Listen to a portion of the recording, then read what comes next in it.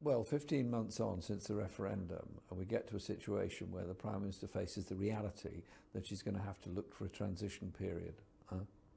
She's had 15 months to think about that, and she goes all the way to Florence, and we didn't even get a chance to see Florence in the background to tell us what we already know. And indeed, it was part of our amendment to the EU withdrawal bill to look for a transition period. It's got to happen. And what she said about that transition period is that effectively it could mean up to 5 years after the vote, not much has changed. Is that the right approach to a transition? Well, there has to be a transition period to protect jobs. Our whole point throughout this whole process has been a Brexit that damages employment and jobs is very, very dangerous for everybody in this country. And so that is our basic approach to this. Mrs May also signalled that she would honour the UK's financial commitments, which could mean some payments possibly post-transition. How much do you think is the right amount to pay the EU?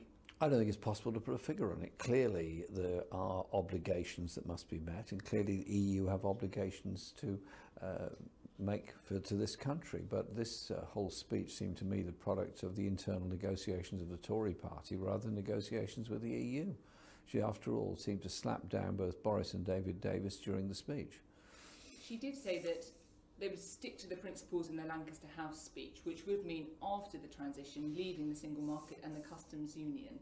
Do you think that's the right thing, or do you think there should be some acceptance of free movement to maintain good access to the single market and the customs union? There has to be a trade relationship with Europe in the future. Half of all our trade is with the EU. Our manufacturing industry works very closely with the EU supply chains to both sides of the channel. That's got to be maintained. There are a large number of EU nationals that live and work in this country and make an incredible contribution to it. Without them, all our public services would be much worse off.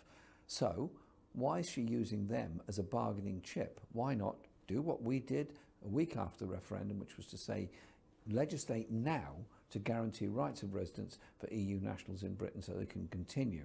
Because there's stress and tension of families where one partner is from Europe, the other partner from Britain, and they have children here.